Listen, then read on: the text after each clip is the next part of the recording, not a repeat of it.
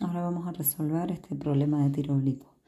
Dice, en un bar local, un cliente desliza sobre la barra un tarro de cerveza vacío para que lo vuelvan a llenar. La altura de la barra es de 1,22 metros.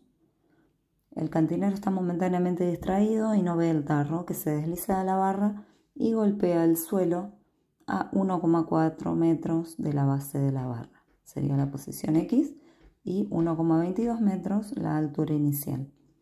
Sabiendo que la velocidad inicial horizontal con la que el tarro de cerveza dejó la barra fue de 2,8 metros sobre segundos, nos piden calcular cuánto tiempo estuvo en el aire hasta tocar el suelo, cuál fue la velocidad en módulo y dirección del tarro justo antes de golpear el suelo y qué sucede con los componentes de la velocidad a lo largo del movimiento y por qué. Entonces, el esquema nos muestra que el vaso se va moviendo por la barra con una velocidad, como dice el enunciado, horizontal. Al momento de dejar la barra, esa va a ser la velocidad inicial que tiene el jarro, que sería nuestro objeto del movimiento. El enunciado nos dice que es de 2,8 metros sobre segundo la velocidad inicial, que se corresponde con Bx, porque nos aclaró que era horizontal. Inicial en I, o sea, velocidad inicial en I no tiene, ya que no tiene componente vertical esa velocidad. Entonces, en el esquema aprovechamos para indicar la altura inicial del vaso. La altura final va a ser el piso, una I final 0, en una X de 1,4 metros. Durante todo el trayecto afecta la aceleración de la gravedad vertical y hacia abajo. Entonces, como sabemos, la velocidad horizontal del proyectil, o sea, la componente X, se mantiene constante a lo largo de todo el recorrido, ya que no existe aceleración en ese tramo. Y sin embargo, la componente Y, que en un principio es 0, a medida que transcurre el tiempo va aumentando en su módulo gracias a la aceleración de la gravedad que actúa en ese sentido.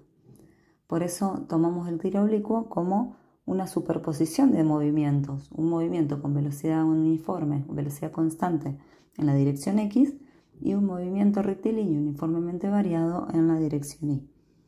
De modo que al llegar al final, esta velocidad con la que llega está formada por una componente X que es constante y una componente Y que es la que obtuvo después de todo el tiempo de caída. Entonces, a resolver el problema. La parte A. Pregunta cuánto tiempo estuvo en el aire hasta tocar el suelo. Para eso podemos usar el dato 1,4 metros de la X final o también el dato de la altura inicial y la altura final. ¿Cómo están dados los datos? Yo creo que la forma más fácil es tomar la ecuación de X, que nos dice que la posición es igual a la velocidad en X por el tiempo. Sabemos que cuando llega al piso recorrió 1,4 metros en X con una velocidad de 2,8 metros sobre segundos y de ahí podemos despejar el tiempo de vuelo. Reemplazando los datos y haciendo el cálculo nos da que con la velocidad que salió recorre 1,40 metros en medio segundo. 0,5 segundos sería el tiempo que estuvo la jarra en el aire, que también le decimos tiempo de vuelo. La parte B nos pide calcular la velocidad, no solo el módulo, sino también la dirección, que lo damos con el ángulo que forma. Entonces, dijimos que Bx es constante, entonces en el punto de llegada va a valer lo mismo que valía al principio y lo mismo que vale a lo largo de toda la trayectoria. Ahora Bi lo tenemos que calcular. Utilizamos la ecuación que nos permite, ya que tenemos el tiempo de vuelo que lo calculamos antes, y reemplazamos los datos y hacemos el cálculo. Una vez que hacemos el cálculo, obtenemos una velocidad final de I de menos 4,9 metros sobre segundos. No nos tenemos que olvidar que la componente inicial vertical de la velocidad era 0. Entonces simplemente nos quedó 0 metros sobre segundos menos 9,8 metros sobre segundos al cuadrado, que es la aceleración de la gravedad por el tiempo de vuelo. Obtuvimos una velocidad en I de menos 4,9 metros sobre segundos. Lo que calculamos fue la componente. Tenemos entonces la componente I la componente X, y para hallar el módulo de B usamos el teorema de Pitágoras, elevando las dos componentes al cuadrado, sumando y haciendo la raíz. Esto nos da un resultado para el módulo de la velocidad de 5,64 metros sobre segundos. Ahí no terminamos, nos faltó la dirección, o sea, el ángulo. Si vemos, según los datos que tenemos, Bx y By son los catetos del triángulo rectángulo que se forma teniendo la velocidad como la hipotenusa.